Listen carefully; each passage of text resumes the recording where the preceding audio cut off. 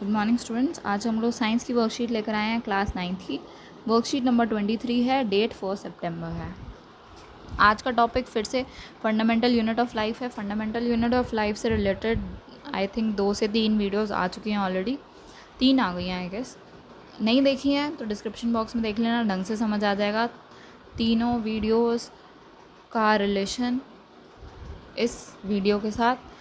तो आज हम लोग बात करेंगे गोल्गी एपरेटस और लाइसोसोम्स के बारे में। गोल्गी एपरेटस और लाइसोसोम्स के बारे में हमने थोड़ा बहुत डिस्कशन या उनकी पोजीशन देखी थी पिछले डायग्राम में, पिछले वीडियो के। तो लेट्स सी क्या होता है। अब हमें देखना है कि गोल्गी एपरेटस दिखता कैसे है, पहले हम वो देखते हैं और फिर उसका फंक्शन पढ़ेंगे। तो गोल्गी एपरेटस क्या है? एक सेल ऑर्गेनेली है जो कि वेसिकल्स से बाउंडेड है और पैरेलल अरेंज्ड है ईच अदर के, एक दूसरे से पैरेलल अरेंज्ड होती हैं। गोल्गी एपरेटस होता है ऐसा, 1 2 3 ऐसे कई सारे ना, जैसे वाईफाई का सिंबल नहीं बना होता, काइंड ऑफ वैसा ही है ये। ठीक है, पैरेलल हैं एक दूसरे से और सेल ऑर्गेनेलीज हैं। इन एक के ऊपर एक जो स्टैक पड़ी हुई है, इनको हम क्या कहते हैं? किस्टर्न्स बोलते हैं। और ये एंडोप्लाज्मिक रेटिकुलम से कनेक्टेड भी हो सकती हैं।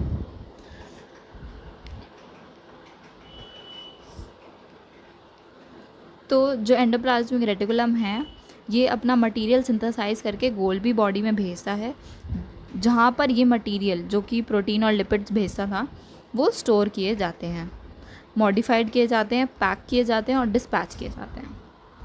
मतलब मैन्युफैक्चरिंग का काम कौन कर रहा है?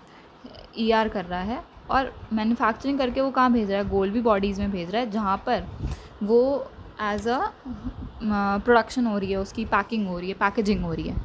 जो पैकेजिंग और डिस्पैचिंग का काम गोल्गी एपरेटस कर रहा है, जो कि in and out of Golgi apparatus भेजता है as per the need of the cell. जैसे जैसे नीड आएगी सेल की, वैसे वैसे वो गोल्गी एपरेटस यहाँ से उसे सामान भेजता रहेगा। अब हम ये सोच रहे हैं कि यार जब वो इतना सामान रखता है अपने पास, जैसे जितने भी हमारे फैक्ट्रीज़ में वो एरिया होते हैं बड़े बड़े जहाँ पे सामान रखा जाता है, वो एरिया भी तो गंदे हो जाते हैं इतना सारा सामान रखने से। तो क्या गोल्गी बॉडीज़ अपने आप को क्लीन कैसे रख पाता है? अपने ही खुद के वेस्ट मटेरियल से। तो Golgi apparatus formation of cell में भी इन्वॉल्व होता है।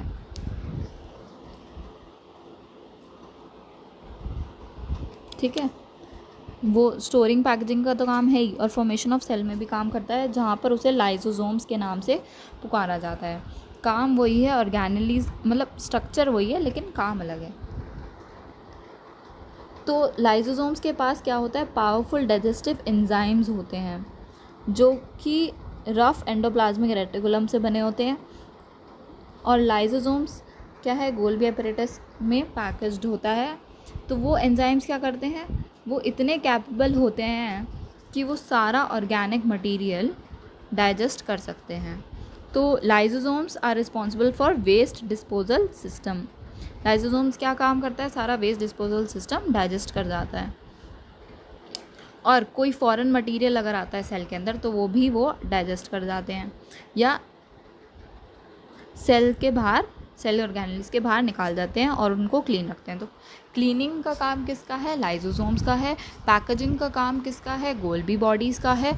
और एंडोप्लाज्मिक रेटिकुलम क्या करता है? प्रोडक्शन कर रहा है प्रोटीन और लिपिड्स का। लेकिन क्या होता है, कभी कभी डिस्टर्बेंस की वजह से या सेलुलर मेटाबॉलिज्म की वजह से अगर सेल डैमेज हो जाता है तो ये लाइसोसोम्स बर्स्ट हो जाते हैं,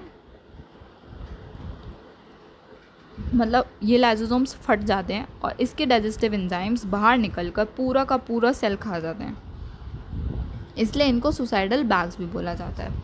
तो क्या हो रहा है, अगर कुछ किसी की वजह से सेल में कोई कमी आ जाती है, सेल डैमेज होने शुरू कर देता है, तो ये लाइसोसोम्स फट जाएंगे और उनके डाइजेस्टिव एंजाइम्स पूरा का पूरा सेल खा जाएंगे।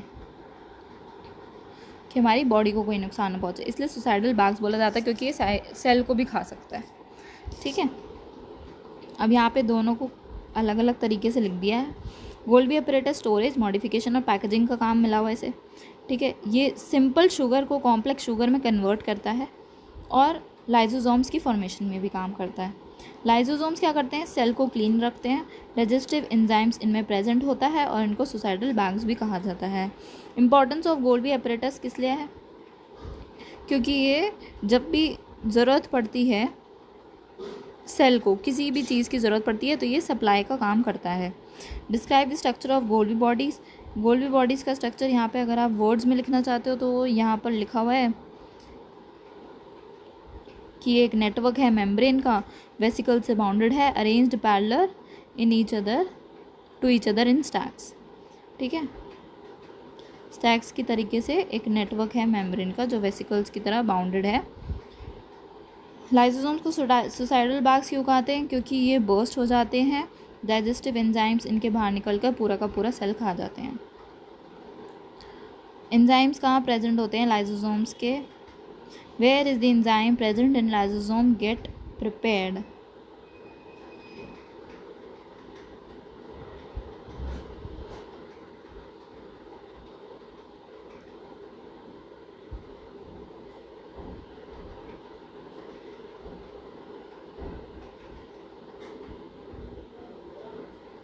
कहाँ होते हैं ये, लाइसोसोम्स के अंदर प्रिपेयर होते हैं। तो ये नहीं, गोल्गी बॉडीज़ के अंदर प्रिपेयर होते हैं, गोल्गी बॉडीज़ के अंदर प्रिपेयर होते हैं, फिर बाहर आके अपना काम करते हैं। Okay, that's it for today. आज हमने गोल्गी अपरेटस और लाइसोसोम्स के बारे में पढ़ लिया है। चलो।